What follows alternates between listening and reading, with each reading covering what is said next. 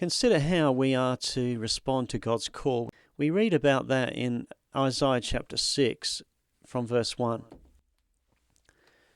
It tells about the prophet Isaiah and how he was called to serve God. It tells how in the year that King Uzziah died, Isaiah says, I saw also the Lord sitting upon a throne high and lifted up, and his train filled the temple. Above it stood the seraphims, each one had 6 wings. With 2 he covered his face, with 2 he covered his feet, and with 2 he did fly. And one cried unto another, Holy, holy, holy is the Lord of hosts. The whole earth is full of his glory. And the posts of the door moved at the voice of him that cried, and the house was filled with smoke. We see some things here about spiritual senses, if you like. It's a shocking account of an incredible vision, a challenging opportunity, and a life-changing decision. We see firstly the sense of sight. Isaiah says, I see the Lord.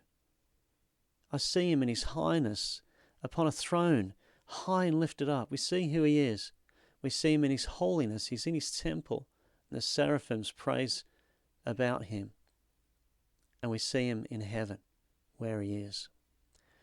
So we see the Lord. Secondly, we see the lack in self. As it reads on, it tells how Isaiah says, Then said I, Woe is me, for I am undone, because I am a man of unclean lips, and I dwell in the midst of a people of unclean lips. For mine eyes have seen the King, the Lord of hosts. We see the Lord, we see the King, and we see the lack in ourselves. When we truly see God, we see how small that we are. We see, as Isaiah saw himself, the lack in himself, a totally unsuitable candidate. He tells of his need of cleansing. He says, I'm undone, I'm unclean, I'm unworthy.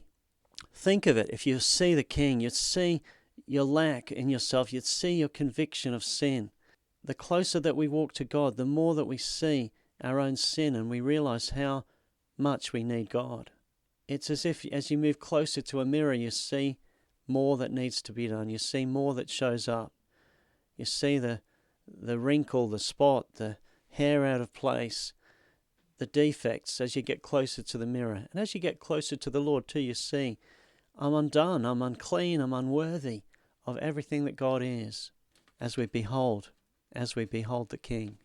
Further, we see, as Isaiah reflected, his need of cleansing. It says, Then flew one of the seraphims unto me, having a live coal in his hand, which he had taken with the tongs from off the altar. And he laid it upon my mouth, and said, Lo, this hath touched thy lips, and thine iniquity is taken away, and thy sin purged.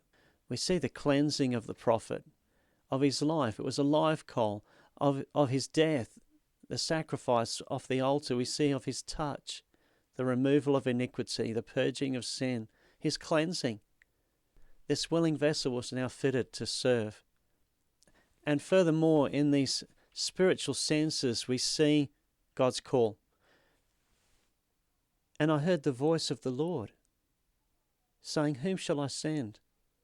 And who will go for us? Then said I, Here am I. Send me. So here we see his sense of hearing. He hears the call. He hears his voice. Are our ears tuned in to his voice? To hear his heart, the need, the call for labourers, it's still ringing out loudly. Do we catch that sense of his yearning for souls and of our need to respond to that? Will we say, Here am I, in obedient faith and trust? Or will we say, someone else can respond, let someone else do it? It's been said that the church is the only cooperative society that exists for the benefit of its non-members. Then said I, Here am I, send me. Verse 9, and it reads on, And he said, Go, and tell this people, Hear ye indeed, but understand not, and see ye indeed, but perceive not. Make the heart of this people fat and make their ears heavy, and shut their eyes, lest they see with their eyes and hear with their ears and understand with their heart and convert and be healed. We see his commission here, his mandate, the divine direction. Go to this people. No dilly-dallying around. Go now. His message, it was uncompromising, unpleasant. We might choose an easier, lighter message. And then we see his method. We've got to put the go in the gospel. It's for his church to go.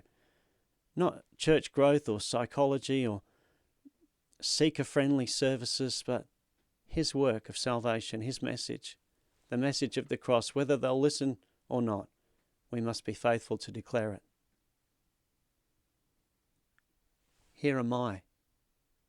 Send me.